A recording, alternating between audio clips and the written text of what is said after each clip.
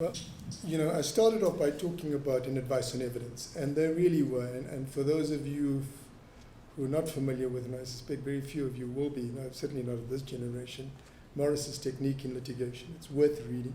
It's worth going through how you do an advice on evidence.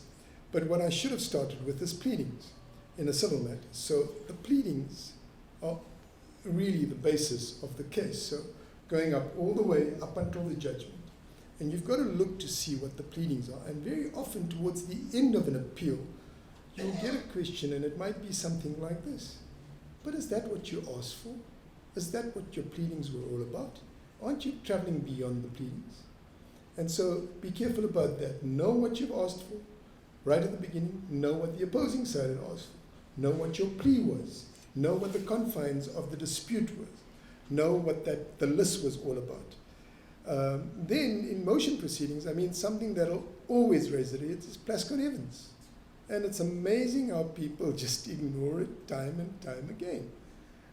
You might have J.P. Rumaiya and you can apply that.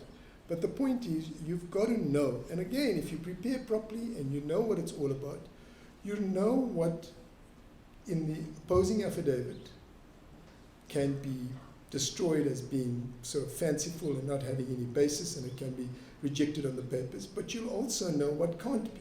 You ought to know what can't be. And you need to find your way around it. And finally, from my point of view, this is what you need to ask yourself.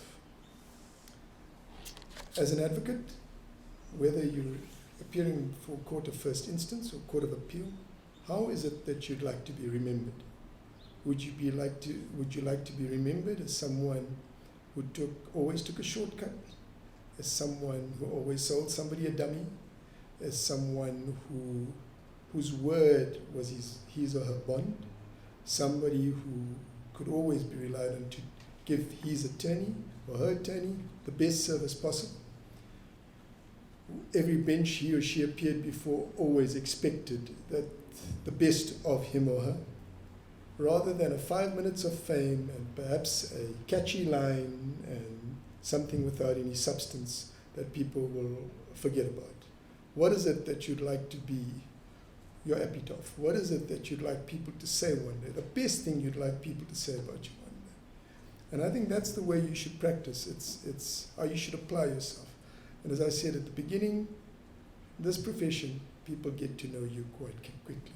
Reputations once gained are hard, depends whether it's you become infamous or you have a good reputation. Very hard to shed. In closing, I must just say thank you to all of you for attending. When I walked in and I saw as many of you as I did, I wondered, were you guys misled? Did they tell you that it was going to be Nafsa and Ponen? but thank you very much. You've been a wonderful audience.